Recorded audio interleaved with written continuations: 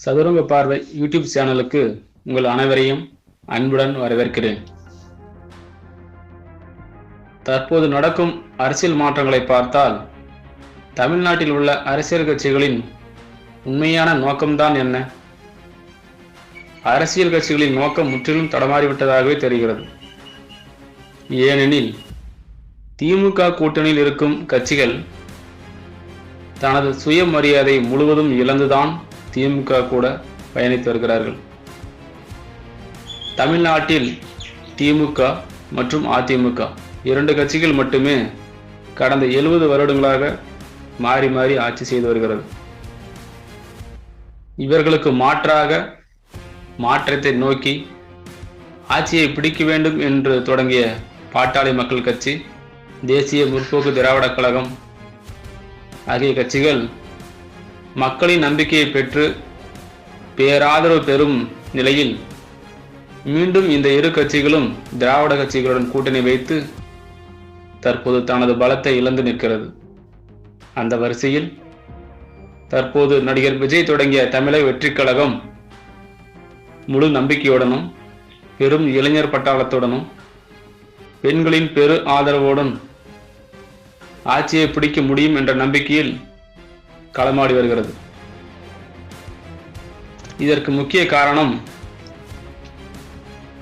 நடிகர் விஜய் அனைத்து தரப்பு மக்களாலும் நன்கு அறியப்பட்டவர், தமிழகம் முழுவதும் பிரபலமானவர், அனைவராலும் நேசிக்கப்படுபவர் என்ற நம்பிக்கையில் அந்த கட்சி தனது முதல் மாநாட்டை விக்கிரவாண்டியில் நடத்தியது.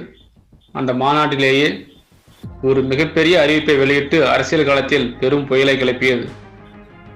அவை என்னவென்றால், தனது தலைமை ஏற்று வரும் கூட்டணி கட்சிகளுக்கு ஆட்சியிலும் அதிகாரத்திலும் பங்கு கொடுப்பதாக அறிவித்து ஒரு பெரும் புயலை கிளப்பினார். தமிழ்நாட்டில் கடந்த 70 வருடங்களாக திராவிட கட்சிகள் ஆட்சி செய்து வந்தாலும் இவர்கள் கூட்டணி கட்சிகளின் தயவால் ஆட்சியினை தொடர்ந்தாலும் கூட தனது கூட்டணியில் இருக்கும் கட்சிகளுக்கு ஆட்சியிலோ அதிகாரத்திலோ பங்கு கொடுத்ததும் இல்லை, கூட்டணியில் இருக்கும் கட்சிகள் பங்கு கேட்டதும் இல்லை.